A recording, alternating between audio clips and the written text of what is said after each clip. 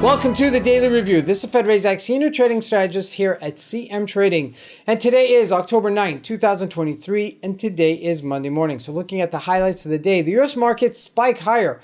But, and we're going to continue that but in just a second, there's no major economic events scheduled for today. So as we look at the various markets, starting out with the Forex symbols, the major pairs pretty much tapering off and unchanged, while we're looking at both the NASDAQ and the Dow Jones, both taking a spike, but gapping lower this morning. Now looking at commodities, gold and oil take a push higher. They both gap higher. And looking at the stocks, the biggest gainers were really the tech stocks. And lastly, looking at cryptocurrencies, Bitcoin remains unchanged. So let's take a look at the markets and see what we can expect from today's trading.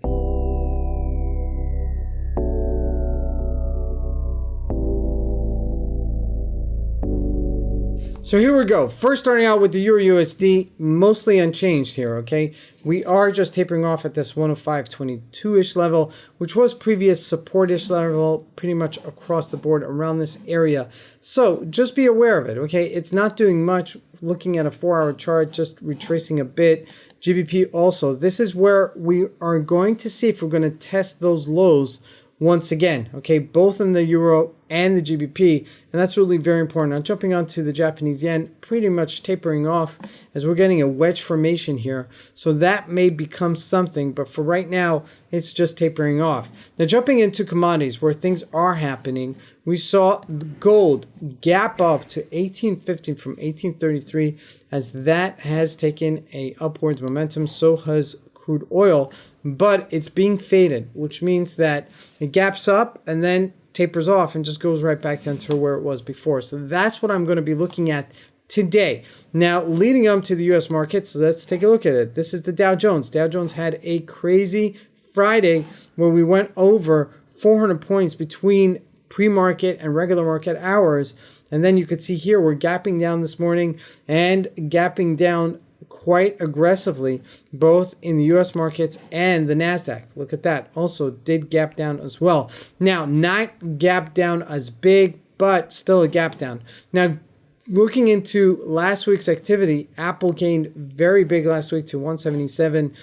Facebook also broke above that high. That was trading in quite a really tight range from the end of August or beginning of August, really going into September. And now we see it popping up to 315. So that's a major shift. Microsoft also had a nice big pivot on the upside, 327, as the tech stocks look like they're getting stronger, at least for now. Okay, this may change. But remember, we've got a lot of earnings coming up in the next 2 to 3 weeks. So lots of things still unfolding. Now, lastly, looking at cryptocurrencies, Bitcoin, let's take a look at it. Bitcoin, there it is.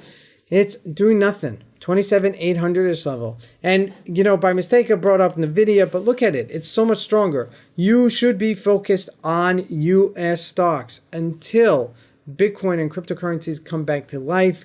Right now, what is happening in the market is U.S. markets, okay? U.S. stocks and U.S. indices, those are the ones that are really trading the most and have the most potential to make on the upside. So keep that in mind.